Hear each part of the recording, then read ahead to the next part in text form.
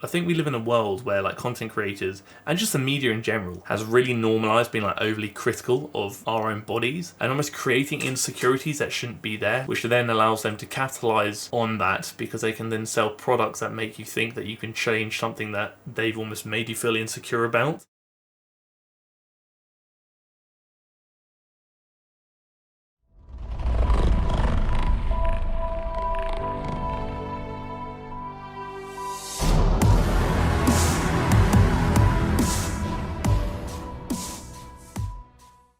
Once again, we're going to talk about some things on the internet. I'm going to pretend I haven't already tried to film this once, but when I was nearly done filming it, my computer said, not today, thank you.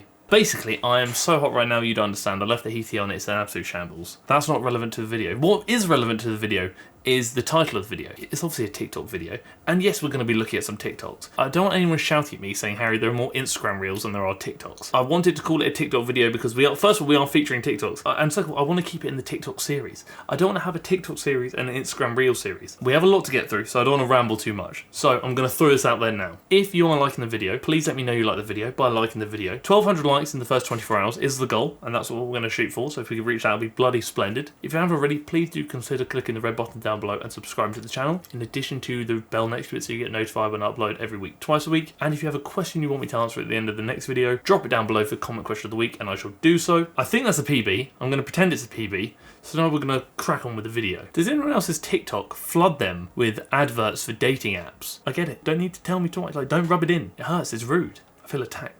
The first video was actually sent to me by the queen of TikTok herself, my favourite newly qualified PT. Shout you out, homie. I'm going to see you in the comment section. I appreciate you. And apparently, sprinting is a secret ingredient to losing belly fat while bulking for a dump truck. I'm actually going to throw a curveball in there. No, it's not. What I mean by that is ultimately this implies that sprinting will help you spot reduce fat. We know you can't choose where you lose fat and gain fat. That's ultimately determined by genetics. What will ultimately determine whether you're losing fat is whether you're in a calorie deficit or not. And by that I mean you're expending more calories than you consume, so you're burning more than you eat. So essentially I've just given you the real secret of losing fat in not quite 8 seconds. I'm not as fast as this individual, so forgive me. Losing fat and bulking are also kind of contradictory there. This was actually sent to me earlier by an individual and said, you know what, Harry, this person's not a fitness creator or anything, but I'm really curious to know a bit more about her squat form, because a lot of people in the comments are saying, oh, your forward lean is excessive, all this stuff, and the individual asked me, said, look, Harry, I lean forward quite a lot when I squat, is that a problem? A big contributing factor to how forward you will have to lean when squatting is your femur length, so the length of your upper leg bone. If you've got a long femur, to squat to depth and actually kind of squat comfortably,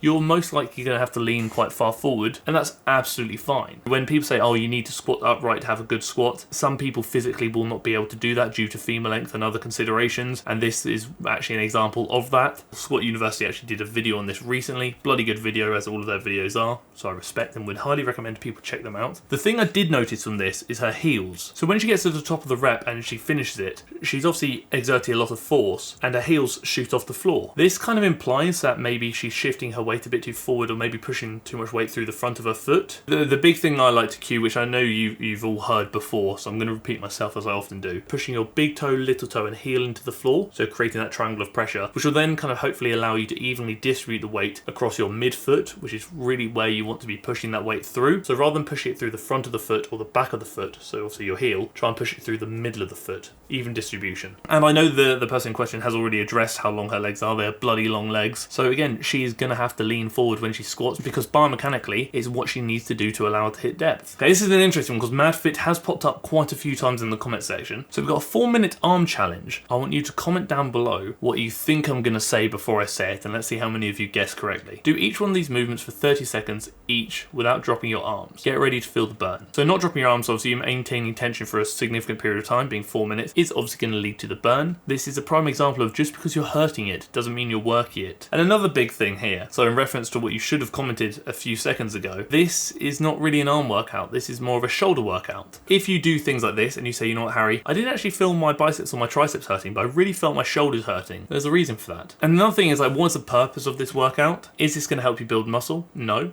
We already know not everyone wants to build muscle. Okay, so is this going to help you burn calories? You're obviously going to burn a few through movement, but how many calories do you expect to burn doing movements like this, and how many calories do you expect to burn in 4 minutes? Not a lot. So it's not really going to be too beneficial for calorie expenditure. It's like, well, what is it beneficial for? And the only thing I can really think of at this stage is maybe as part of your warm-up to get a bit of blood into the shoulders before like an upper body day or like a pressing day. But even then, I think there are more effective warm-ups you could do that would better warm up the shoulders. I do struggle to see what the purpose is and where this would fit into someone's workout, to be honest. Things like this can lead to a lot of unrealistic expectations and maybe some false promises where you think it might do more than it actually will. Also, Grace Beverley, formerly known as GraceFit UK. If you were around the fitness industry a few years ago, her name was GraceFit UK on the line. Build your own leg day formula. 1, warm up. I completely back it. I think warming up is very important. If you fail to warm up correctly and effectively, you do risk increasing the likelihood of injury. And take it from somebody who has been injured multiple times before, it's not worth it. Pick 2 activation exercises. Again, I don't really like the term activation because that implies that the muscle is not working, and ultimately if like your glutes weren't activated or working, for example, if you were to stand up, you would flop to the floor and you would look like a fish out of water. Step 2, compound lift 1, 3 to 10 to 12 reps. She obviously lists loads of movements you could do for your first exercise. Again, this very much depends on like what your goals are. There are some movements here I wouldn't choose as my first exercise. I'd probably prioritize movements like the back squat and similar first. Ultimately, it's the one that may be more technically demanding and also one that you're going to lift a substantial amount of weight on. I think the rep range is obviously really up to you. We know you can grow in any rep range, so don't feel like you have to stick to 10 to 12. I usually kind of go maybe a bit lower, like 6 to 10, maybe 6 to 12. Another compound lift, I appreciate that she's incorporating multiple compound lifts. I respect that. Step 4, superset 1, 2 dumbbell exercises. Do one for 12 to 15 reps and straight away do another for 12 to 15 reps. I think if your primary goal is hypertrophy, I probably wouldn't stress too much about doing supersets unless you're pressed for time. Doing a superset is probably going to take away from your ability to effectively perform probably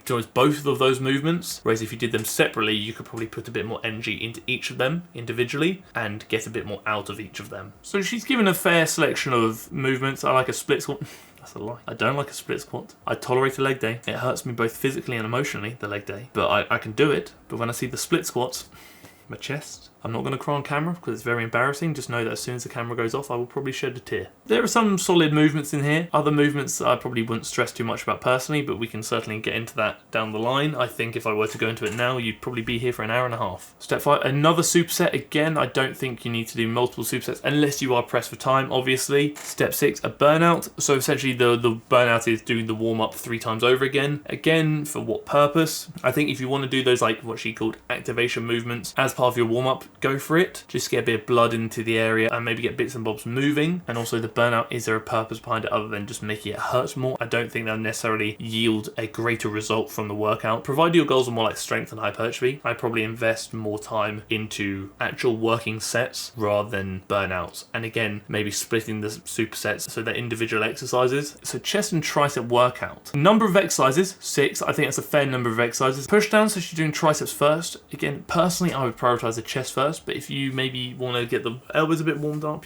I guess you could, but I would prioritize your pressing movements first. So the big thing with the push down, you'll see how her elbows are kind of like in front of her body. I would highly recommend you get a second rope. So attach both the ropes to the carabiner and pull them down. So they're obviously the stoppers are preventing them, and it makes like a really long double rope. I was gonna say do that right now, but you're probably not in the gym. That allows you to pull your elbows back a bit more so you can have your elbows behind your body. Rather than doing a press down where you're extending here with the elbows in front of the body, elbows are behind, you can extend behind the body, and this allows you to further shorten the triceps and really places a lot more emphasis on the long head of the tricep, which is the head that runs back here. The long one, obviously, that runs...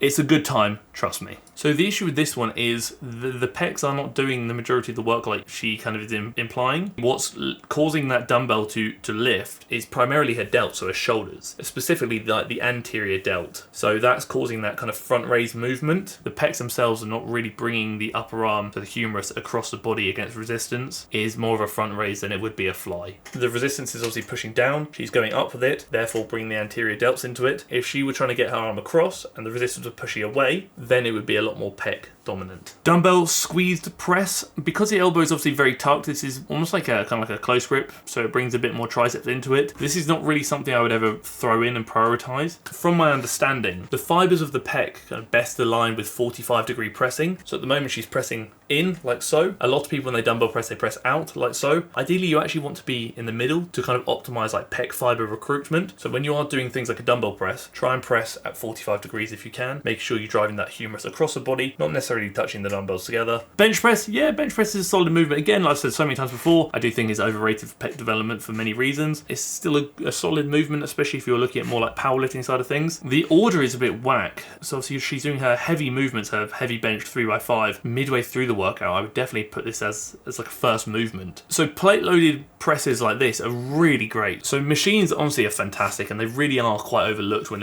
it comes to like hypertrophy, so the building of muscle, because they essentially eliminate a lot of variables that you have to consider when doing like free weight presses, like stability, etc., etc., thus allowing you to place greater emphasis on the target muscles without things like stability limiting your ability to progressively overload, to go to failure safely. MadFit once again, so I wanted to include this one because I didn't want anyone to think I was like bashing her in the previous clip. I don't know about a lot of her stuff, but I want to acknowledge that I have also seen some really positive stuff from this individual, where here she's talking about hip dips are not a problem and they do not need to be fixed, which I completely back and I 100% get behind. Because I actually received a message about 3 days ago from somebody saying, Harry, how do I get rid of my hip dips? And ultimately, like the reality is hip dips and that kind of structural shape is genetic. You cannot change your skeleton. Despite what many an influencer may say online, you have a genetic makeup, you have a skeletal shape, you have a skeletal structure, and that is not going to change despite the waist trainers they may encourage you to buy, despite the bands they may encourage you to buy, whatever it may be. If you have hip dips, you have hip dips, and there's nothing wrong with having hip dips. I think we live in a world where like content creators and just the media in general has really normalized being like overly critical of our own bodies and almost creating insecurities that shouldn't be there, like hip dips, etc., etc., which then allows them to capitalize on that because they can then sell products that make you think that you can change something that they've almost made you feel insecure about. I'm not necessarily saying content creators are doing that, I'm saying more so the media, but it's quite a sad reality. There are certain aspects about my body I do not like, but I also fully acknowledge there's nothing I can do to change that. I am born with it, I have it, and I appreciate that I do have it, because I don't want to stress and worry about something that cannot be changed, because then I'm fighting a losing battle. I think it's safe to say that most of us do have maybe some insecurities about our own body. There may be some aspects of yourself that you don't like because maybe the media has told you it's wrong or it's a problem. Maybe an influencer or content creator has implied that it's wrong or might be a problem. There will always be something that we wish we could change that we will never be able to change. And consuming content that almost feeds these insecurities that you may have is not doing you any favors. The reality is probably actually hindering your mental health, and that's not what we want to see. Consume more content that makes you feel good about yourself and less content that makes you feel insecure, less content that makes you question your abilities and your worth, and less content that just leaves you with negative thoughts either about yourself or other people. So if you have hip dips, there is nothing wrong with that. If you hate your hip dips, I'm really sorry that somebody or something online has told you that having hip dips is a problem and is something that warrants hatred or negativity when it really is not. But please remember this, there is absolutely nothing wrong with the way that you look. Oh, talk about progressive overload. We do like progressive overload and training hard, respect it. Here's one reason you're not making progress in the gym. You're training like a little word I'm not going to say on YouTube because it will punch me in the face, because if I swear it gets angry with me. The wording may not be the best here. The point here, I believe, is intensity. Let's say in theory there is a singular best program in the world. It has the right amount of exercises, the right amount of volume, the right exercise selection, all those things, all those variables accounted for and ticked. But if you do not execute that program with sufficient intensity, you will not yield optimal results. But if I gave you a pretty subpar program, but you trained with sufficient intensity, you would likely yield much better results, because intensity is such a driving factor when considering building muscle. Volume is one thing to consider, but arguably intensity is more important than volume. You're likely going to yield much better results doing less properly than more half-assed. If you had 10 sets that you were taking 2 if not close to failure, or 40 sets that you were going nowhere even close to failure, you're likely going to yield better results doing the 10 sets over the 40 sets. We've seen some TikTok videos, we've seen some Instagram videos, some spicy, some not so spicy, some borderline potentially even fruity. A good selection, I would say. Before we finish the video, you know what must obviously be done. Comment question of the week. And this time, these might be one of my favourite pairs I've ever seen. I don't know about you, but that is fashion. I should have done fashion at uni, honestly. When you are this iconic, it's almost a crime not to study what I am born to do. I am fashion. 2 questions. Number 1, do you believe that boxing training can help improve strength? Number 2, can cardio be beneficial when done in conjunction with resistance training? First question regarding like boxing and strength. strength. It depends how you define strength. Is boxing going to help your squat, bench and deadlift go up? Maybe not. Is boxing going to help you exert and output a bit more force when punching? Potentially, absolutely. So I can't necessarily answer that question. Cardio being beneficial when done in conjunction with resistance training. Beneficial in what regard? The best way to lose fat, if you could only choose resistance training or cardio, is resistance training, but in an ideal world you would be able to do both. Obviously this comes into me saying that I don't necessarily think people need to actively go to the gym and like run and do stuff if they want to lose weight. I think that can ultimately be achieved by eating a calorie deficit, resistance training and getting your steps in, but then arguably getting your steps in would count as a form of low intensity steady state cardio, so you would do that in conjunction with resistance training, which I would deem to be very effective. Bloody good questions, Donald. Bloody good questions indeed. That is it. That is a video. Again, 1,200 likes in the first 24 hours is the goal, so if we could reach that, that'd be bloody splendid. If you haven't already, please do consider clicking the red button down below and subscribing to the channel, and maybe even the bell next to it so you get notified when I upload every week, twice a week. And if you too have a question you want me to answer at the end of the next video, drop it down below in the comment section for comment question of the week, and I shall do so. Thank you for tolerating me. Thank you for tolerating my painfully iconic fashion sense, and thank you for tolerating the video.